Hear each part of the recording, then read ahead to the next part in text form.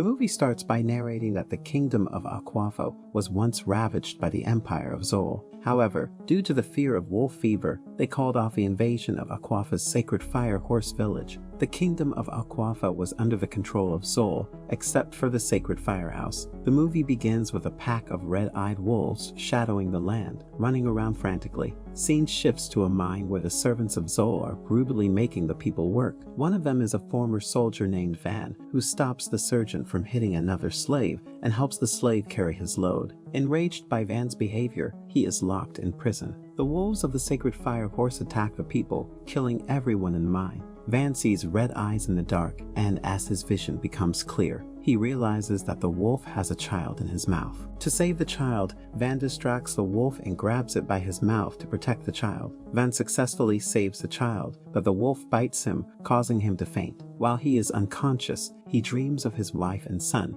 bidding him farewell. Van opens his eyes to the sound of the baby named Yuna crying and finds himself in a prison. He picks up the girl and tries to break out with the arm he was bitten on. Feeling muscular, he manages to break and escapes into the world using a ladder. He reaches the top and looks at all the dead bodies, realizing that he had survived again. Van takes Yuna into an old home. He picks up a bow and arrow, wears a cloak, and taking Yuna along, goes in for a hunt, where while hunting he comes across an animal, realizing that it's a puika, meaning deer king. The scene shifts to two men galloping towards Zol, named the famous Dr. Hoso, and the other was his assistant Makoken, who was called by the Emperor of Zol, Lord Yotalu, to figure out the cause of the death of so many people in the mine. On the other hand, the right hand of the king of Aquafis named Tolem is summoned by the Emperor. Tolem assures the Emperor of the loyalty of Aquafis to Zol, as the Emperor blames the bloodshed on the loyal of Aquafis. The Emperor tells Tolem that he needs to guide someone. Dao Hosol examines the bodies and tells Lord Yotalu that the wounds on the dead bodies are similar to the lesions he treats, and that the bites were of the awesome dogs. He tells Lord Yotalu that this is the black wolf fever called the Metusal. Lord Yotalu gets worried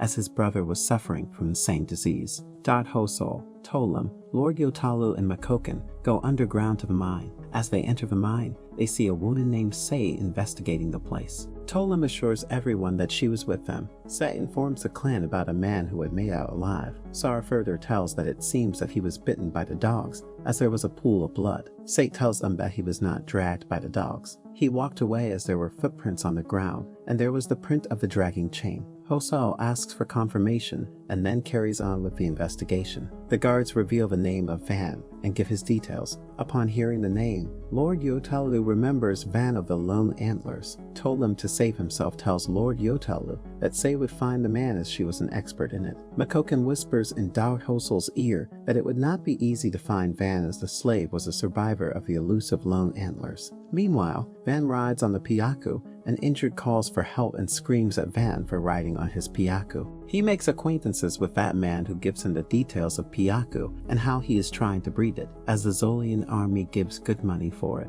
However, he was having a hard time doing it. On the other end, the Zolian Emperor, brother of Lord Yolatu, has contracted the Metusal. It has been heard as a curse. Emperor's wound gets worse when Dar Hosol examines him and informs everyone that the disease would not be cured by herbs, but they need an anti-poison from the diluted blood of the fallen. The priests become enraged and tell the doctor that commoner's blood won't enter the Emperor's body, making him impure. As Dr. Hosol and Makoken ride back, Hosol feels suspicious of Tolem agreeing to lick the blood. He mentions to Makoken the calmness of Tolem. Makoken mentions the Emperor's eye visit business is overblown, and he did know the importance of the sacred fire horse village, but did not understand the reason to travel so far. Hosol explains to him the reason for the return, that Zolians were forced to retreat because of the disease and wanted to dispel the fear. On the other hand, the king of Aquafis and Tolem discuss the success of falconry and the salt mine incident while playing chess. As they are planning their next move, a person in a black cloak with a hidden face named Ophen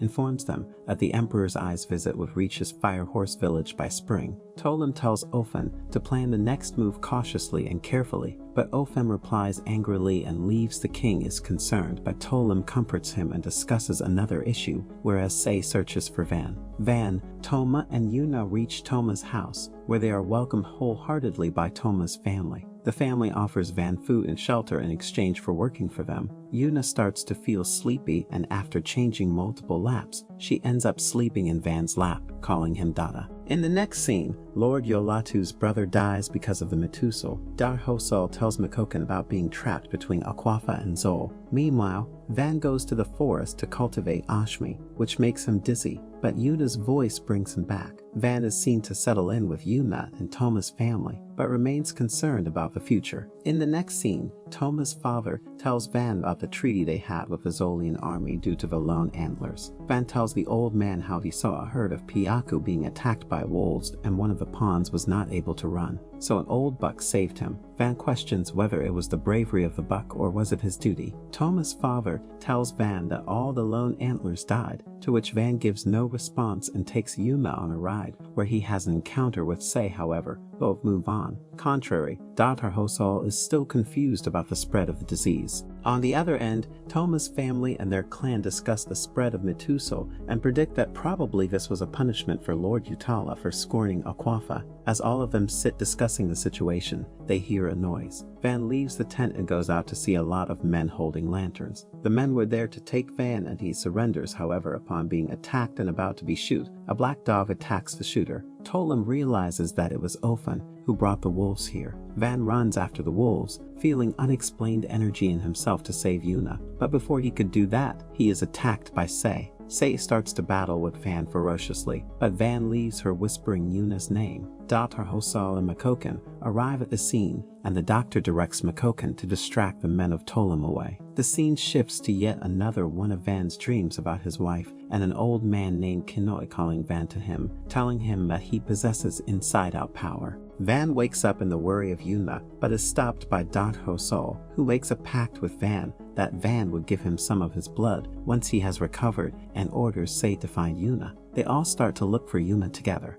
Meanwhile, Hosal intends to use Van's blood to cure the disease. On the other side of the city, the king of Aquafa and Tolam discuss the decree proposed by Lord Yetolu to join their military. Tolam suggests the emperor obey the decree, so they do not fall foul of the emperor. Tolam and the king of Aquafa discuss the potential future of this war and conclude that things could be in their favor if the man from the salt mine was killed. The spread of the disease continues to create chaos, amongst which Van and Datar Hosal discusses the medical art of Van's miracle blood. Van, Hosal, and Sei stand near the river when a balloon emerges from it. They realize that it is a guide for the emperor's visit, and they must be near the Fire Horse village. In the Fire Horse village, pack of wolves is seen standing in front of Chief Ofan, who claims that he is not able to hear them anymore. Suddenly, a cry of a child is heard, and all the wolves run towards it. Van, Hosal, and Sei pass by the forest, where they are attacked by the stilt walkers. Van and Sei manage to save themselves by battling with stilt walkers. Sei recognizes one of the attackers as a fellow of the Aquafis. As the three of them rest in between their travel, Hosal asks Van about Yuna. Van lovingly describes Yuna, but Sei realizes the truth and confronts him about not being the father, to which Van states his ties to be stronger than blood. They all visit the Fire Horse village where Hosal is kidnapped. Van hears the voice of Kinoi welcoming him and asking him to be his successor. Van meets with Ofan, who tells him to follow to find Yuna. On the other end, Lord Yotalu and the king of Aquafa's army assemble to attack the village. Ofan informs Van that the Zolian army will swarm in to attack the village. Van finds a pack of Piaku and gets to know that the Piakus has the sacred blood of the Fire Horse. Doug Rosal wakes up to Yuna, but Yuna runs to the precinct. As Hosal is about to enter the precinct, he is stopped by the Shikan, who was his former colleague in Otawal. Ofan briefs Van that Tolam visited the village and told that Emperor Nadalu would continue the Emperor's Eye's visit,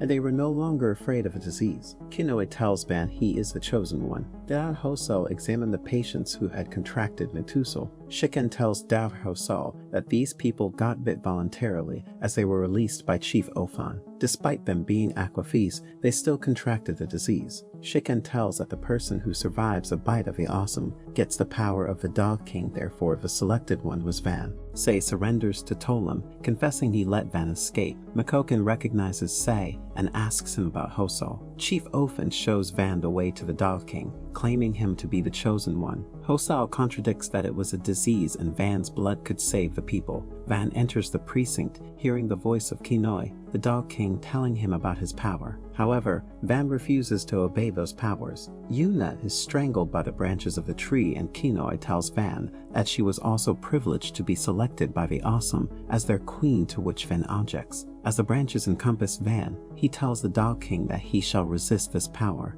As soon as Van gives his verdict, the branches loosen up and the tree bark closes, making the tea barren. Van goes to Dot Hosal to give his blood to make a cure. As Hosal draws his blood sample, it is seen that the blood is shiny like Ashmi. Hosal notices that Yuno was also bitten by the Awesome. A rumble of thunder is heard, and a purple and black storm is seen coming out of the precinct. The Dog King possesses Van, who tries to strangle Hosal, but the inner voice of Van brings him back to reality, and Kinoi is not able to possess him. However, Kinoi possesses Yuna's body, as she was also the chosen one. Yuna climbs on the back of the wolf and goes away. Kinoi's power summons all the dogs to follow him. Van runs after Yuna to save her from Kinoi. Suddenly, the entrance of the valley explodes and Chief Ofen, with his warriors, attacks the Zolians. The wolves and Kinoi, who had possessed Yuna's body, followed Ofen, but Ofen is struck by an arrow. Van follows a pack of wolves, and as they are about to attack, the Emperor Van intervenes, saving the Emperor. As Dot Hosal is trying to cure the youth, he connects the dots that the Ashmi could help build the antibodies against Metusel. He also realizes that Van and Yuna had Piyaku's milk, which has Ashmi, due to which the disease did not affect them. Ofen, during his last breath, tells Yuna to spread the disease in every Zolian and to run to the forest. The king of Aquafa tells one of the warriors to kill Van. As the warrior is about to shoot Van, he is struck by an arrow from Sei. Van follows Yuna and transfers the power of Dog King to himself, freeing Yuna from the spell, where they part remembering the good times, and Yuna ends up uniting with Sei. Dar Hosol tells the Emperor of the cure and tells them to retreat, as attacking the village would be of no use. The Emperor retreats and Van is seen taking the pack of wolves away. That's it for the recap. Hope you enjoyed it. Be sure to like and subscribe to our channel and hit the notification bell to stay updated on our uploads.